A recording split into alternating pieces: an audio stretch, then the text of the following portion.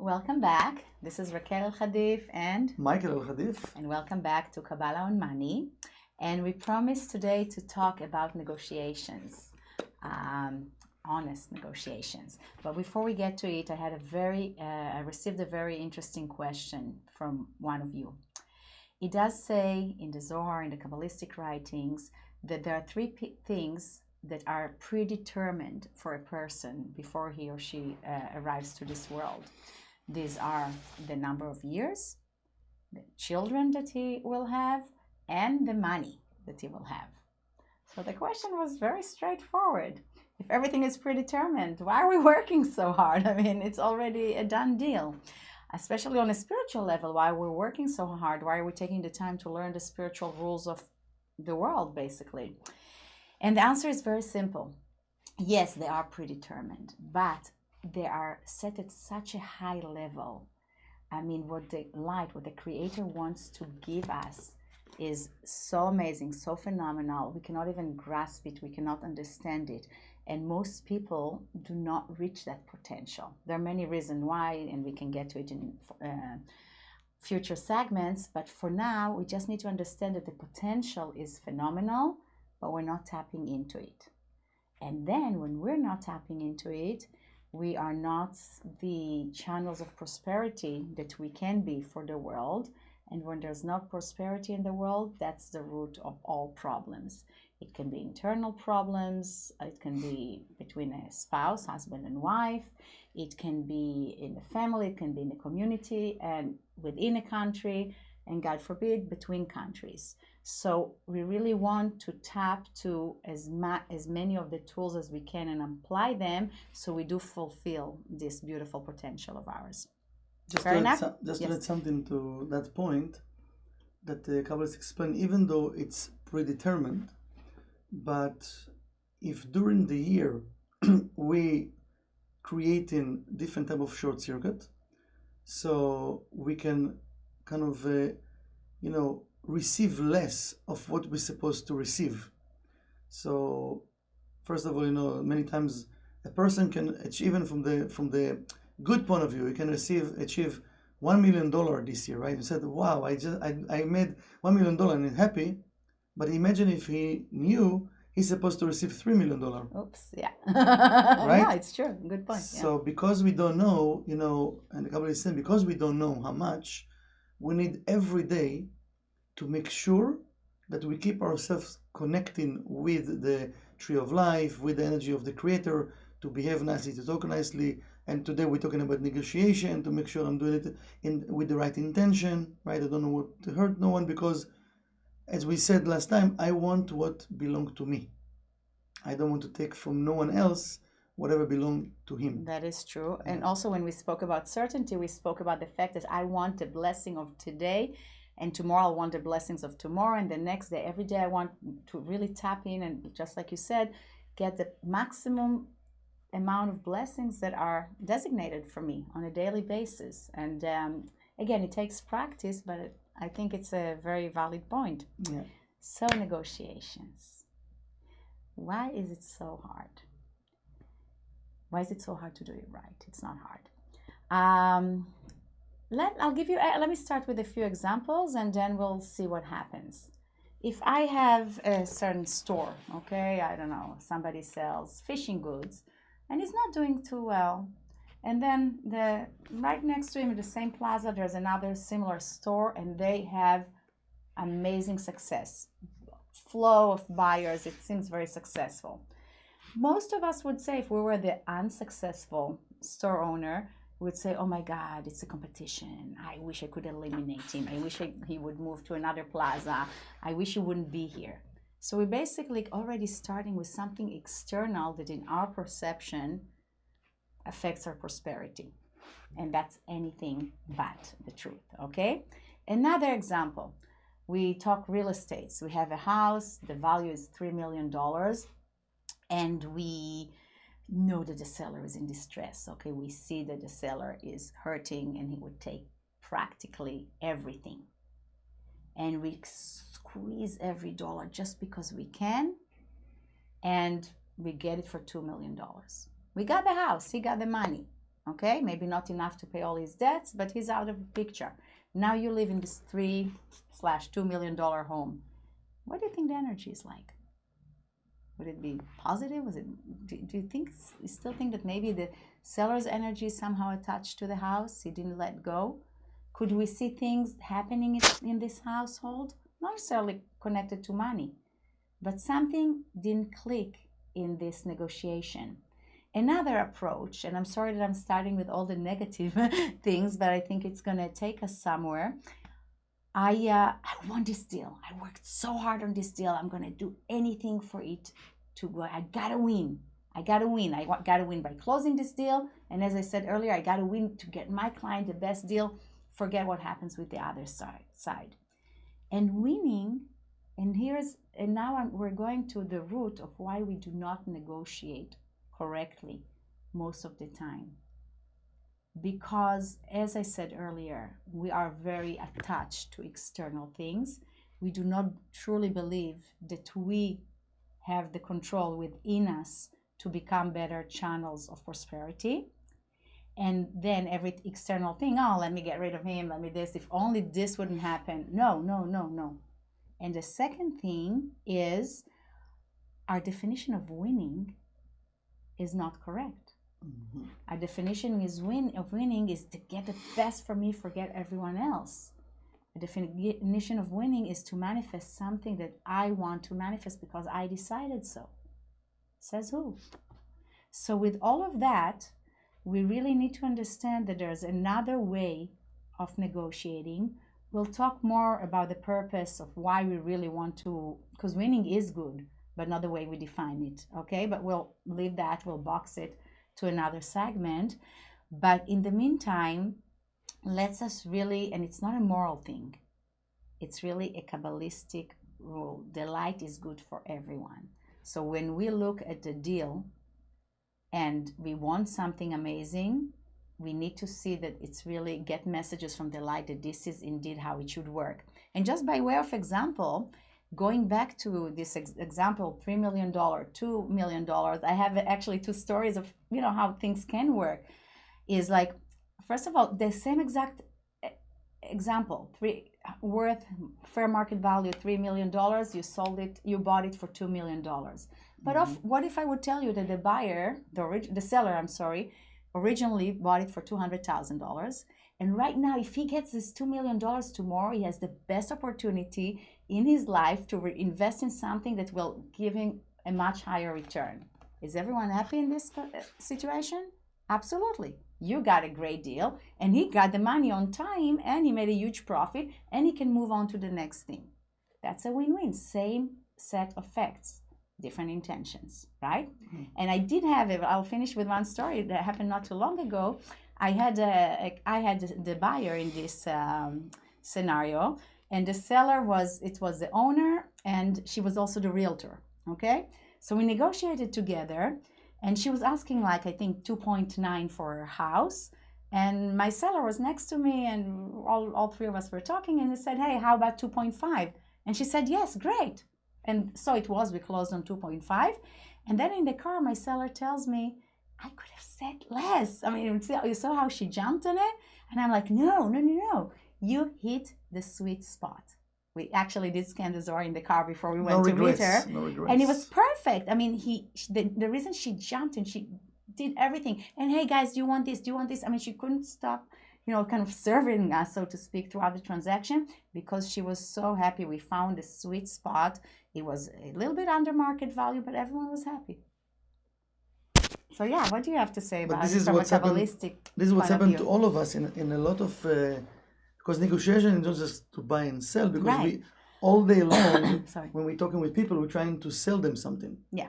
Sell them consciousness, sell them idea, right? We try to sell something, right? Fair enough. So one of the things we need to remind ourselves, and we need to go back a little bit, to creation, and to remind ourselves, really, in the end of the day, what I want to be left with, the memory of me selling a house, or selling an idea to another person, or I want to stay with the fulfillment that I did something good. It means many times, as you mentioned, we want to sell something, right? And then we will do anything to sell that property, right? And even with the amount that we want to sell it, okay?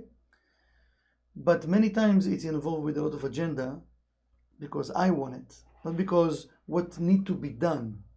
It's a different consciousness because in each situation, there is something right now that need to be done to solve that situation that we can move on. If I'm coming with the consciousness of like my agenda right now, and I know what need to be done, I know how it should be, I know the amount and what I'm going to fight for, it means me, and more me.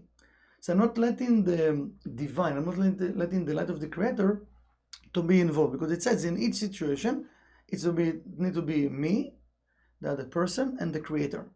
Three column system.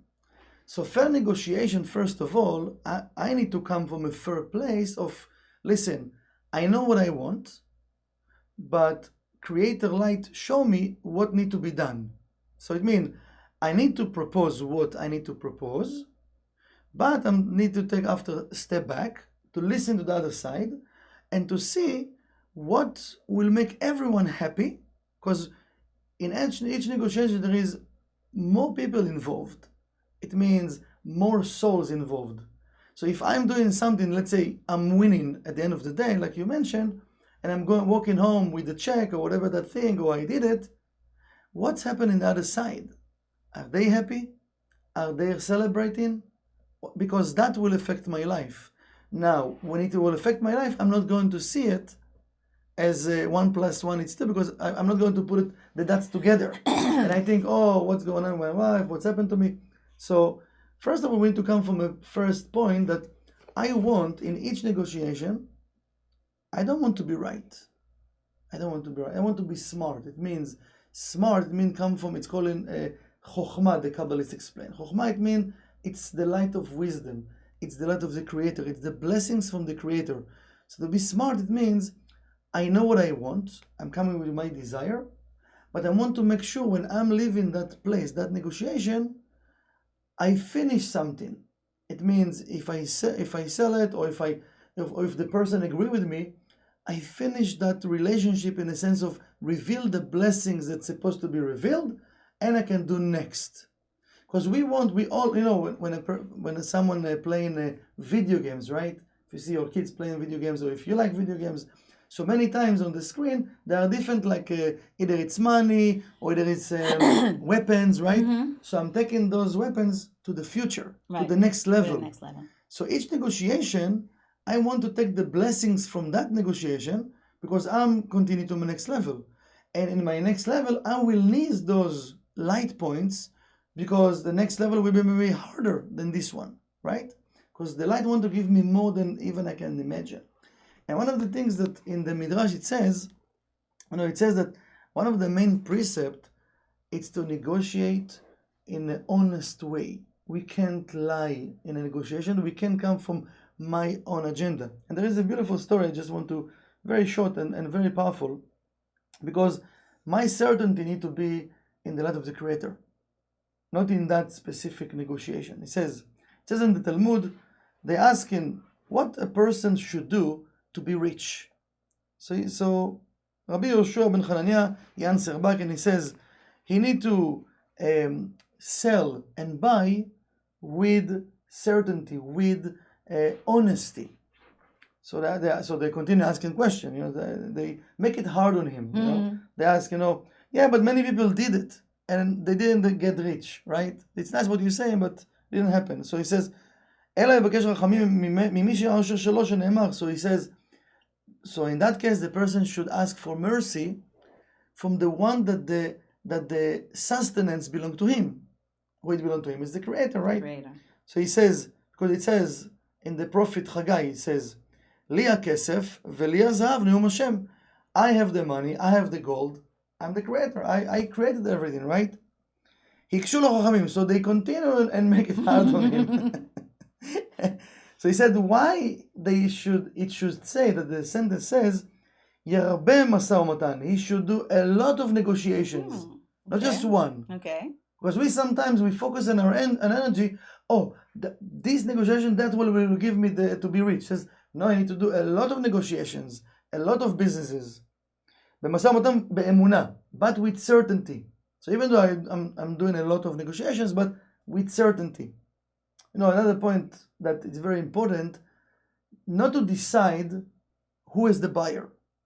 Not to decide who is the person that will help me. Interesting. Okay. Not to decide, because sometimes we think, even with friendships, right? Let's go from business right now, but it's also a business.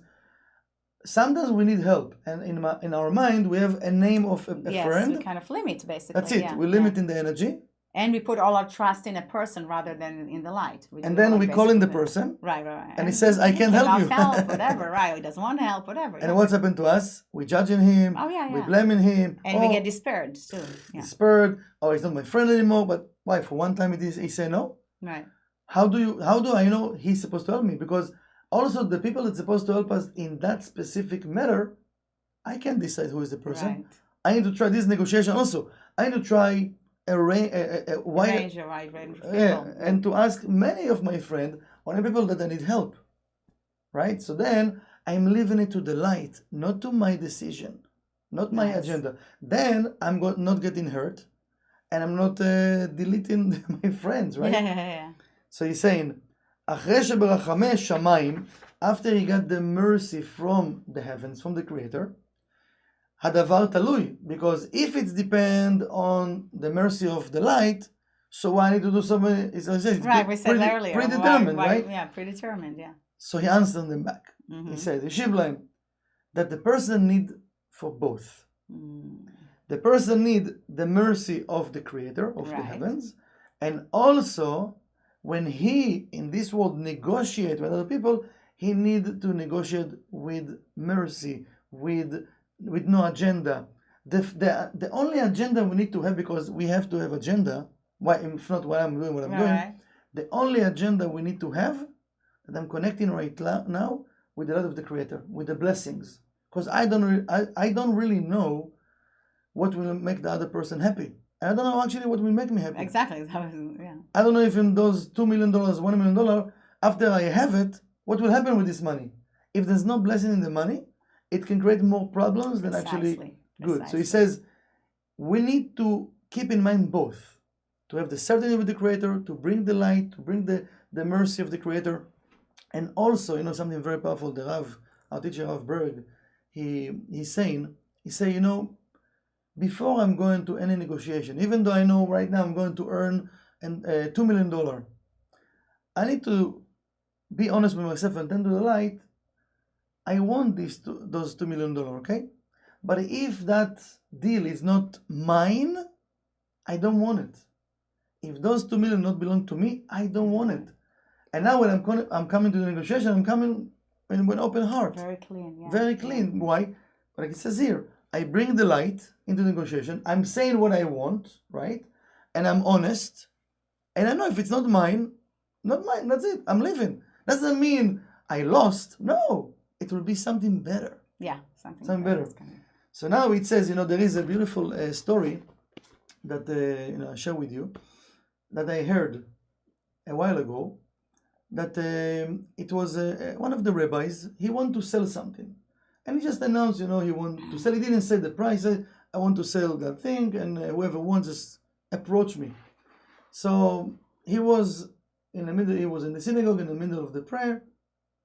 And one of the people over there, he saw that he wanted to sell the thing, and he went, approach him, and he started to talk with him. Now, the rabbi is praying, so he started to tell him, listen, I saw that you want to sell this and that, and I can give you $100 for it. So the rabbi continued praying.